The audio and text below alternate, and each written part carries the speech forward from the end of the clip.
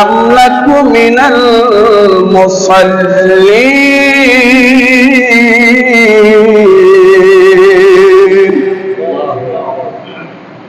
ধোকার কারণ হইল আমরা মুসল্লি ছিলাম না।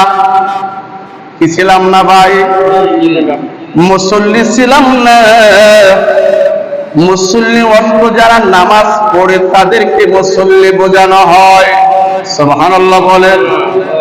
অর্থাৎ আমি নামাজ পড়ি নাই, আজান হয়েছে, মসজিদে আসি নাই, আছে না নাই?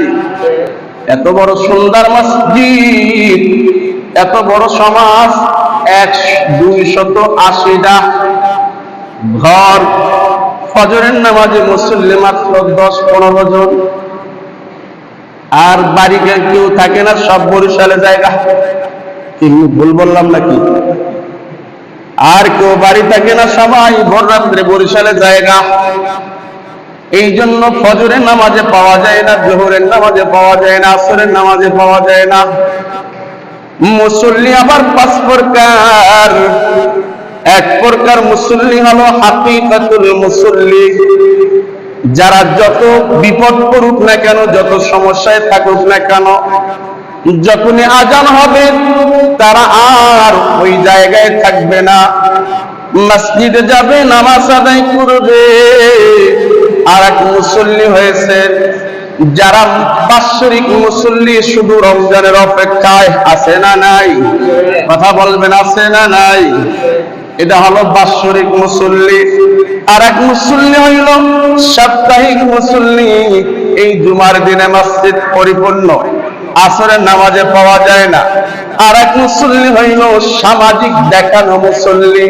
আর এক মুসল্লি নির্বাচনের মুসল্লি, আছে না নাই? কথা বলেন, আছে না নাই? আপনারা আমার কথা রাগ করে নেন, ভালোবাসেন, সেটা আমার দেখার বিষয় না। বাস্তব কথাগুলি বলতে হবে, শুনতে হবে।